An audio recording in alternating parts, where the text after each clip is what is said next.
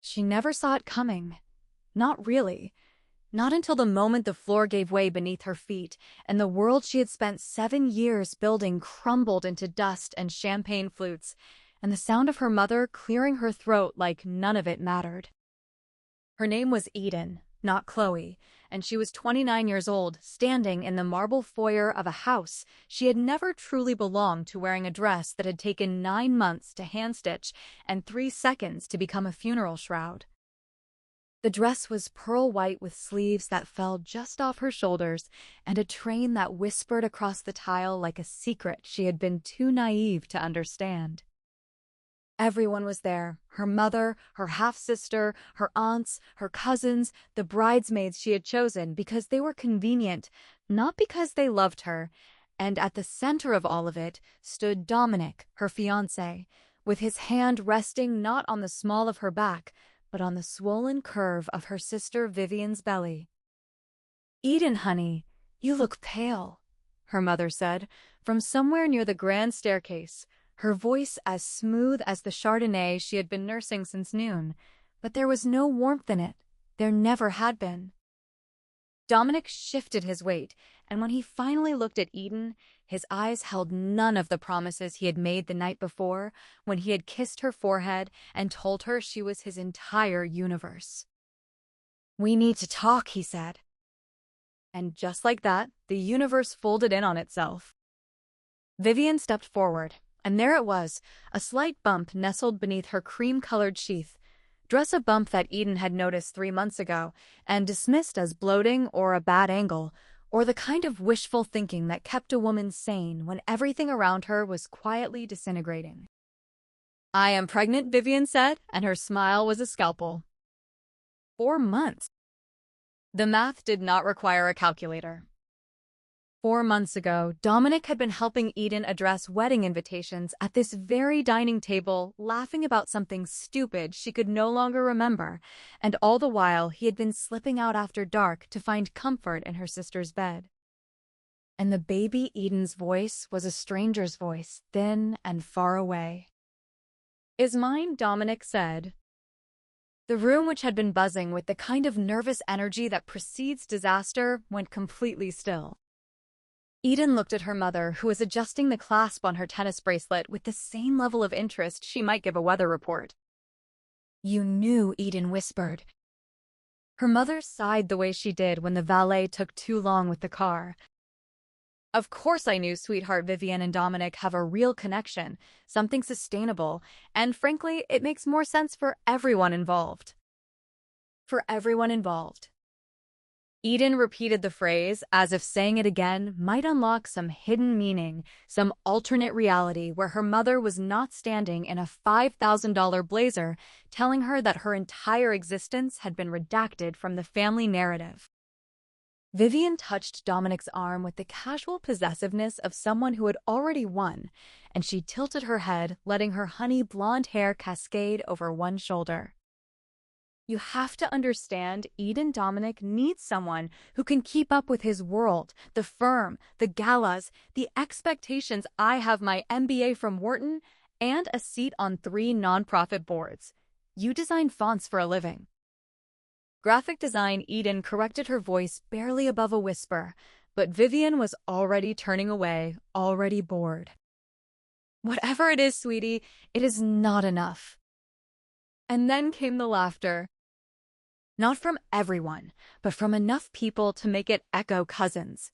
She had grown up with bridesmaids who had smiled in her dressing room 2 hours earlier and now stared at their shoes, or worse, stared at her with the kind of pity that curdled into entertainment. Dominic cleared his throat. "I am sorry, Eden. I did not plan for this, but Vivian and we have something I cannot explain." "You cannot explain it," Eden said, and something inside her chest was beginning to calcify into something hard and cold and unfamiliar. "What about the house?" "We will keep it," Vivian said, "and it is in his name anyway, so." Eden laughed, and the sound was jagged and broken and nothing like laughter at all. "Of course it is in his name, because you told me it was just easier that way for tax purposes, and I believed you because I trusted you, because I loved you." Dominic flinched, but only just barely, and then his expression smoothed back into the careful neutrality of a man who had already mentally moved on. "Your things are in the garage," her mother added helpfully. "I had Maria pack them this morning. There is a suitcase and some boxes. You can come back for the rest when you have a place." A place. Eden had lived in this house for 3 years. She had painted the guest bedroom herself. When her mother complained about the cost of hiring professionals, she had organized every holiday dinner for the last 2 Thanksgivings. She had nursed her father through his pneumonia, while her mother vacationed in St. Bart's, and now she was being told to pick up her boxes from the garage like a college student, being evicted from a dorm. And her father. She scanned the room, searching for the one person who might still be on her side, but he was not there. Of course he was not. He was in his study with the door closed and the television turned up loud enough to drown out the sound of his family imploding. He had been doing that for 20 years. Eden turned and walked toward the door, and the train of her wedding dress dragged across the marble, collecting dust and champagne droplets, and the shattered remnants of a future that had never really belonged to her. Behind her, she heard Vivian laugh softly. "She will be fine. She always lands on her feet." And her mother's voice trailing after her like smoke. "Do not forget to return the dress, dear. It was expensive." Eden did not remember the drive. She did not remember pulling out of the circular driveway, or passing the white picket fences of her mother's neighborhood, or merging onto the highway that led away from everything she had known. What she remembered was the parking lot. A cracked expanse of asphalt outside a dive bar called the Lantern, tucked between a defunct laundromat and a Vietnamese restaurant that had been closed since the pandemic. She had never been here before. She had never even noticed it existed, and yet somehow her hands had steered her here. Her feet had carried her through the heavy wooden door, and her body had folded itself onto a bar stool, while the last light of afternoon bled through grimy windows. The bar smelled like spilled beer and old wood, and something faintly floral like jasmine incense that had burned down to ash hours ago. There were maybe 6 people inside, all of them sitting alone, all of them staring into their drinks like they were searching for answers at the bottom of a glass. Eden understood that now. "Rough day."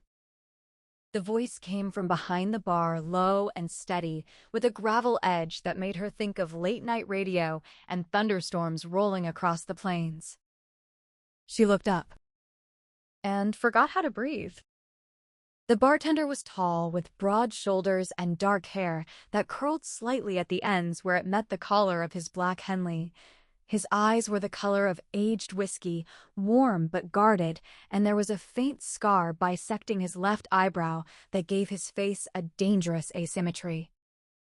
But it was not the handsomeness that stole her breath. It was the familiarity. She knew those eyes. She knew that jaw. She knew the way he tilted his head when he was waiting for an answer, like he had all the time in the world and none at all. "Caleb?" The name escaped her lips before she could catch it, and his hands stilled on the glass he was polishing. Something flickered in his expression too fast to name, and then it was gone, replaced by the practiced ease of someone who had spent years learning how to be unreadable. "You must have me confused with someone else," he said, and his voice was careful, neutral. "No," Eden shook her head slowly. "I do not think I do." She pointed to her own eyebrow, tracing the exact arc of his scar. "Caleb Shaw fell off his bike in 7th grade, trying to jump a curb outside the public library. I was there. I watched him bleed all over his new sneakers, and he made me promise not to tell his mom." The bartender's jaw tightened. "That is a common story." "And the tattoo," she pressed on the compass, "rose on his forearm, the one I drew on a napkin in 10th grade biology, because you said you wanted something that would always point you home." Silence stretched between them, thick and heavy, and full of 13 years of unanswered questions. He set down the glass and leaned forward, bracing his forearms on the bar, and when he spoke again, his voice was different, stripped of its professional veneer. "What are you doing here, Eden?" In that dress, in this bar, looking like you just walked out of a funeral. Because I did, she said, and the words came out jagged. I walked out of my own funeral. He did not ask for details, not right away. Instead, he poured 2 fingers of amber liquid into a crystal tumbler and slid it across the bar toward her. Their fingers brushed when she reached for it, and the contact sent a current up her arm, sharp and electric and achingly familiar. Drink that, he said. Then tell me everything. And she did. She told him about Dominic, the tax attorney, with the perfect smile, and the carefully curated life about the house with the marble floors, and the mother who had never once told her she was proud about Vivian, the golden child who had spent her entire life collecting everything Eden had ever loved like trinkets on a shelf. She told him about the wedding that was supposed to happen in 6 hours, and the pregnancy announcement that had detonated it all, and the way her own mother had asked her to return the dress like it was a library book she had borrowed for too long. Caleb listened. He did not interrupt. He did not offer platitudes. He just stood there behind the bar with his arms crossed and his eyes fixed on her face. And when she finally ran out of words, he reached across and covered her hand with his. You are not going back there, he said. I do not have anywhere else to go. Yes, you do. He pulled out his phone, typed something quickly, and then looked back at her with an expression she could not quite read. I have a place not far from here, 2 bedrooms, a view of the river, and a guest room that has been empty for 3 years. It is yours if you want it. No strings, no expectations. Eden stared at him. Why would you do that? Because I left you once, he said, and his voice cracked just slightly. And I have spent every day since wishing I had not. She should have said no. She should have thanked him for the drink and walked out into the night and figured out her own problems, like she always had. But something in his eyes stopped her, something raw and honest and terrifyingly real. Okay, she whispered. Okay. His apartment was in a converted warehouse near the River District, with exposed brick walls and soaring ceilings and windows that stretched from floor to beam so that the whole city seemed to spill into the living room like a living, breathing painting. It was warm and cluttered in the way of someone who actually lived in their spacebook stacked on every Surface Vinyl records leaning against a vintage turntable, a half-finished puzzle on the coffee table next to a mug that said, World's Okayest Bartender. The guest room had soft gray linens and a small succulent on the windowsill, and a view of the water that glittered like scattered coins under the streetlights. Bathroom is across the hall, Caleb said, lingering in the doorway, as if he was afraid to step inside. I will leave some clothes outside the door. They will be too big, but it is better than that dress. Eden looked down at herself, the once pristine gown now wrinkled and stained with mascara and the grime of a dive bar floor. It feels like a costume, she said quietly. It was a costume, he replied. One someone else picked out for you. She met his eyes and something passed between them, a recognition, a shared understanding of what it meant to perform a life you had never actually chosen. Thank you, Caleb. He nodded once, and then he was gone, and she heard his footsteps retreat down the hall and the soft click of his bedroom door closing. She did not sleep. She lay in the unfamiliar bed, staring at the ceiling, tracing the patterns of city light that shifted across the plaster, and thinking about all the ways a life could unravel in a single afternoon. At some point, she must have drifted off because she woke to the smell of coffee and bacon and the sound of someone humming off-key in the kitchen. She found Caleb at the stove wearing gray sweatpants and a faded band t-shirt, his hair still damp from a shower and his feet bare against the reclaimed wood floors. Morning, he said, without turning around. How did you know I was awake? You breathe differently when you are asleep. That is creepy. He turned and grinned, and it transformed his face, softened the hard edges, and made him look almost exactly like the boy she had known a lifetime ago. Maybe, but it is also true. He slid a plate across the counter toward her scrambled eggs, bacon toast with butter, and a small dish of fresh berries that seemed almost absurdly thoughtful. Do you always cook like this for strangers? You are not a stranger, Eden. And then quieter. You have never been a stranger. They ate in silence that was not uncomfortable, the kind of silence that comes from years of knowing someone, even if those years had been interrupted by a decade of absence. And then her phone buzzed. And buzzed. And buzzed. She glanced at the screen and felt her stomach drop. 17 messages from Vivian, most of them photos. Photos of Dominic, photos of them together, photos of her sister's hand splayed across her belly like a talisman, and captions that ranged from passive-aggressive to outright cruel. Hope you found a place to stay. Mom says do not forget about the dress. True love always wins. Caleb reached over and took the phone from her hand, and without a word, he powered it off and set it face down on the counter. Not today, he said. Today, you do not look back. And what do I do instead? He considered her for a moment, and then he crossed to a small desk in the corner of the living room and returned with a sketchbook and a set of charcoal pencils. You create something. I do not.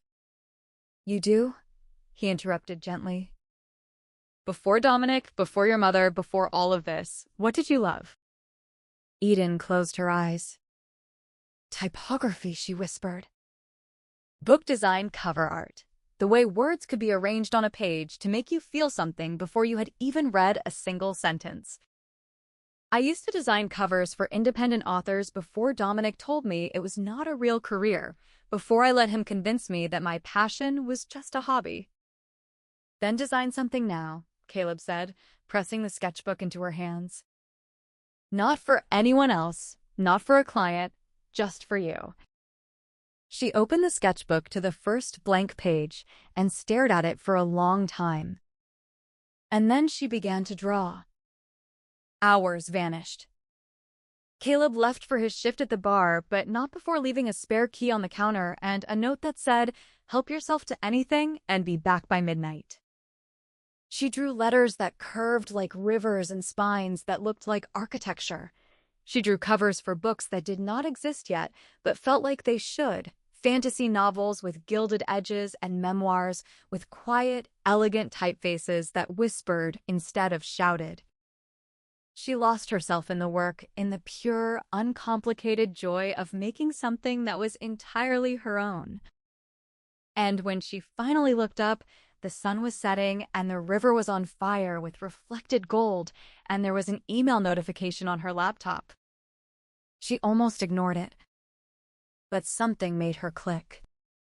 It was from an editor at a small but prestigious publishing house in the city, a woman named Margot. She had met once at a design conference 3 years ago and had emailed sporadically ever since.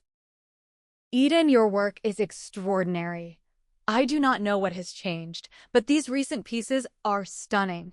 We have an opening for a senior cover designer, and I think you would be perfect. Are you interested in discussing further? Eden stared at the screen, her heart pounding. And for the first time in longer than she could remember, she felt something that was not grief or shame or the hollow ache of being discarded. She felt hope. When Caleb came home just after midnight, carrying a paper bag of Thai takeout, he found her sitting cross-legged on the floor, surrounded by sketches, her face flushed with something he had not seen there before. What happened? He asked. I got a job interview, she said, and her voice was incredulous. A real one at a publishing house I have admired my whole life. Caleb set down the takeout and crossed to her, and before she could process what was happening, he had pulled her to her feet and wrapped his arms around her in a fierce, exultant hug. I told you, he murmured into her hair. I told you you were extraordinary. She let herself lean into him just for a moment, breathing in the scent of him cedar and something sweet like vanilla and the faint trace of the bar's amber lighting. When she pulled back, his hands lingered on her waist, and his eyes were dark and serious. "There is something I need to tell you," he said. "Something I should have told you already." Her heart stuttered. "What is it?" "I am not just a bartender, Eden." "I know." "No," he shook his head. "You do not know." He took a breath. "I own the Lantern and 3 other bars in the city, but that is not my real work. My real work is real estate development and venture capital, and I am—" He paused, and the weight of the words seemed to press down on him. "I am a majority shareholder in the publishing conglomerate that owns the house you just applied to." Eden stepped back. "What?" "I did not know you had applied, I swear to you." Margot reached out on her own. "I have never interfered with creative hiring decisions, and I would not start now. But you deserve to know the truth before you walk into that interview."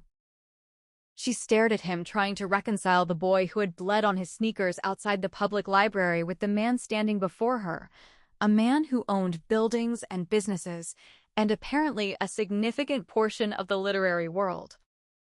"You have been hiding this from me." "I have been hiding a lot of things," he admitted, "including why I really left all those years ago." And then he told her about the diagnosis that had come the summer before their senior year, a glioblastoma stage 3, a tumor nestled deep in his brain that the doctors said would kill him within 2 years. About the surgeries, the radiation, the experimental treatments that had bought him more time than anyone expected, but had stolen pieces of his memory and his coordination and his sense of self. About the decision to disappear, to change his name from Caleb Shaw to Caleb Reed, and build a new life somewhere far away where no one would watch him die. "I thought I was protecting you," he said, and his voice was raw. "I thought if you hated me for leaving it would be easier than watching me fade away." Eden's eyes burned.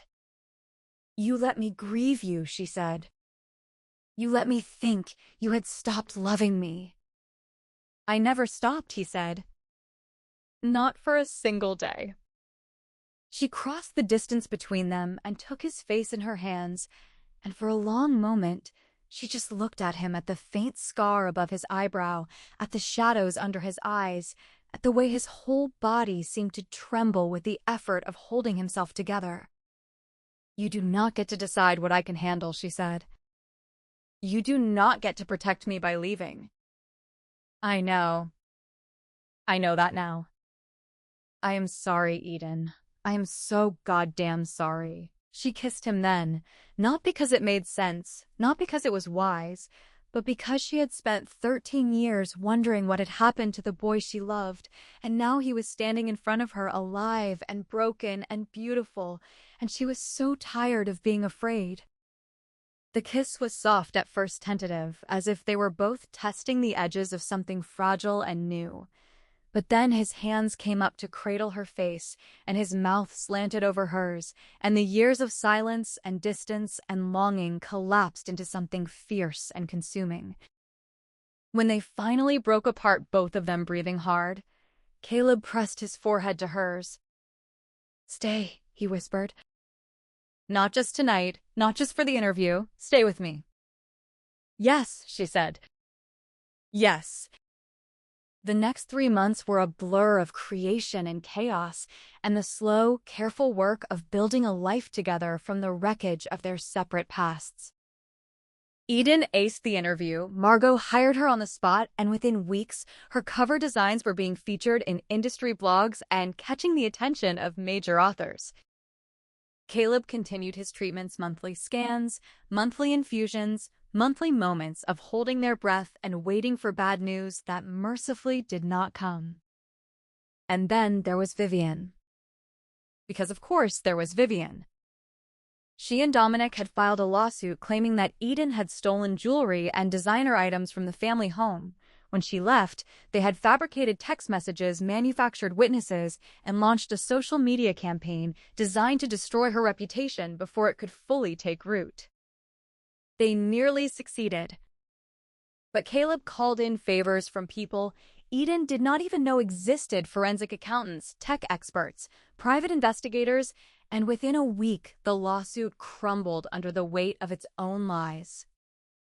Vivian issued a terse retraction buried on page 6 of a local news site, and Dominic quietly settled out of court for an amount that would have made Eden's mother choke on her Chardonnay. But the damage lingered in whispers and sidelong glances, and the kind of professional skepticism that clung to women who had been publicly accused, even falsely. Eden kept working. She designed covers that won awards. She mentored junior designers. She spoke on panels about resilience and creativity and the power of reclaiming your own narrative. And every night she came home to Caleb, to their loft by the river, to the life they had built on the ashes of everything that had tried to destroy them. A year after they met again in that dive bar, Caleb got down on one knee in the middle of their living room with the city lights glittering behind him and a ring that had belonged to his grandmother tucked inside a vintage book of poetry. "Eden Shaw," he said, and his voice cracked on her new last name, the one she had taken 6 months after the wedding. "Will you keep choosing me every day for however many days we have left?" She knelt down in front of him so they were eye to eye and took his face in her hands the way she had done 1,000 times since that first night. "I have been choosing you since I was 15 years old," she said. "I am not about to stop now."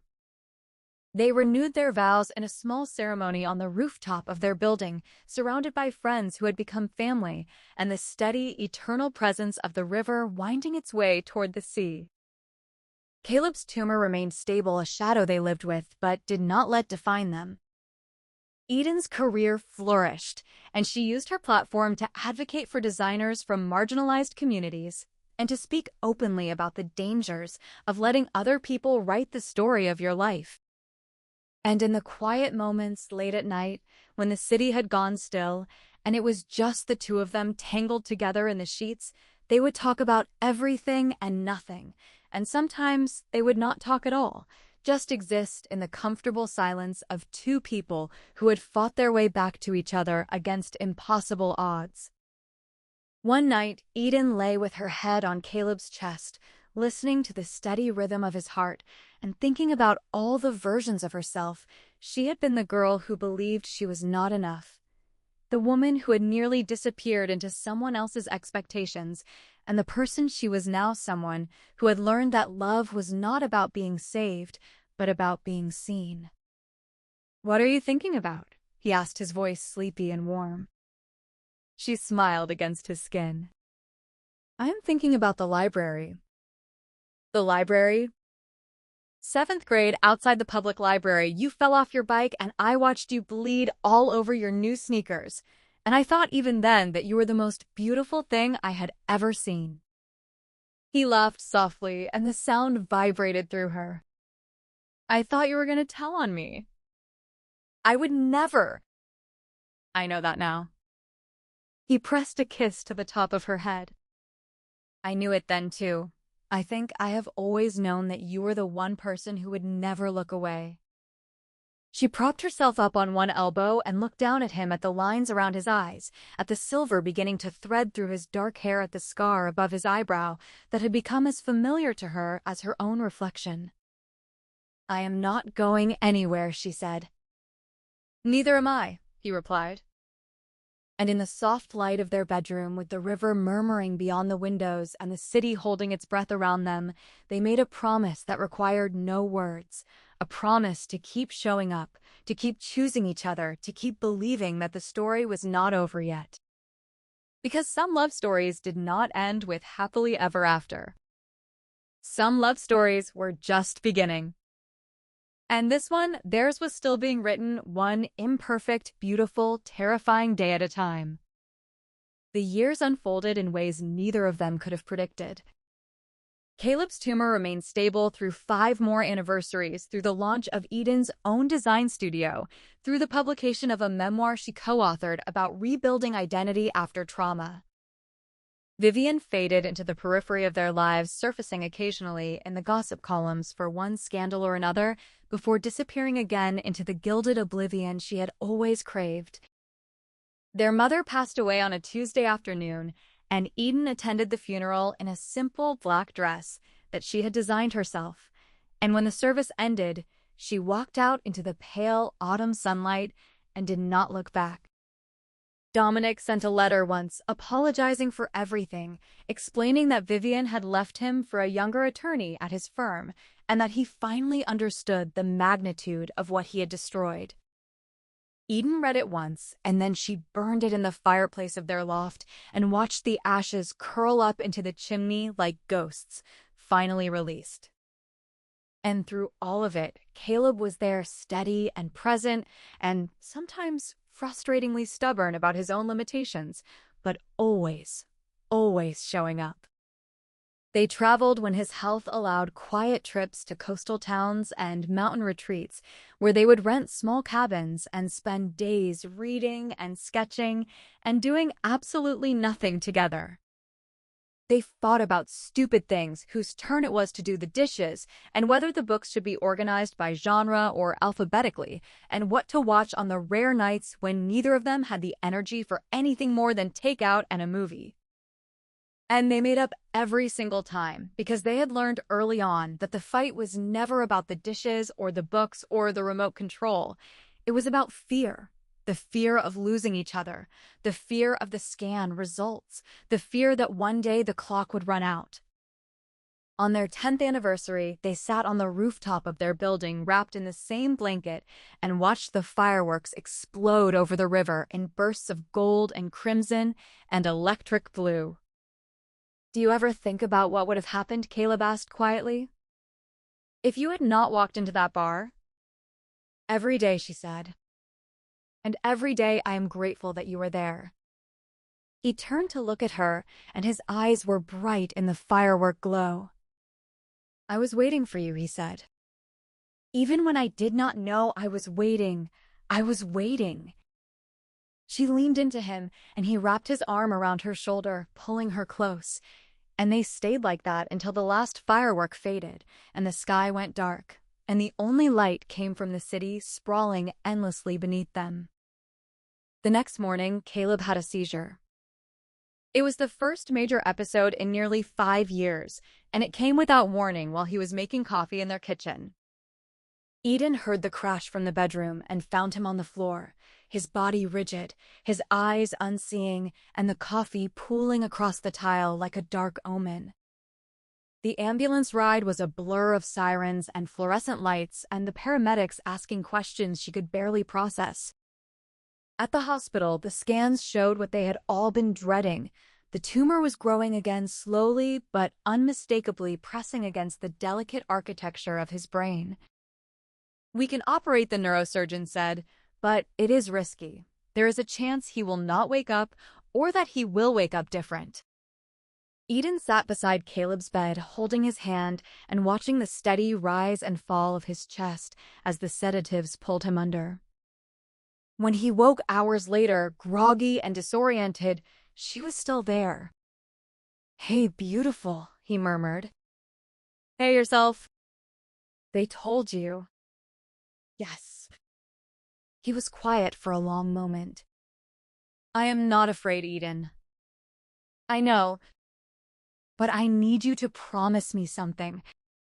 She shook her head, tears already gathering. "Do not." "Promise me," he repeated gently, "that if I do not come back, or if I come back changed, you will keep living, you will keep designing, you will keep being the extraordinary person you are. You will not let this destroy you." She pressed her forehead to his hand and let the tears fall. "I promise," she whispered. "But only if you promise to fight." "Deal." The surgery lasted 11 hours. Eden sat in the waiting room surrounded by their friends, by Margot, from the publishing house, by the small constellation of people who had become their family over the years. And when the surgeon finally emerged, his scrubs rumpled and his face lined with exhaustion, he smiled. "It went as well as we could have hoped," he said. "We got most of it. He is stable, and his cognitive function appears intact." Eden collapsed into the nearest chair and sobbed with relief. When she finally saw him in recovery, his head wrapped in bandages and his face pale, but his eyes open and aware and focused on her, she climbed carefully onto the bed beside him and took his hand. "You kept your promise," she said. "So did you." They stayed like that for a long time, not speaking, just existing in the quiet miracle of being together. And when Caleb was strong enough to go home, she drove him back to their loft and helped him up the stairs and tucked him into their bed with the river view and the soft gray sheets. "Welcome home," she said. "It is good to be here," he replied. And then with a small, tired smile, "I think I will keep it." "Keep what?" "This life with you." She laughed and kissed his forehead and curled up beside him as the afternoon light poured through the windows and painted them both in gold. Life did not come with guarantees. They had learned that lesson more times than either of them could count. But it did come with moments, moments of grace and connection and stubborn, defiant joy that made all the uncertainty worth enduring. Eden Shaw had walked into a dive bar on the worst day of her life, wearing a wedding dress that belonged to a future that no longer existed. She had walked out with a second chance at a love she had thought was lost forever. And every day since she had chosen to believe that the story was not over. Because it was not. It was just getting good.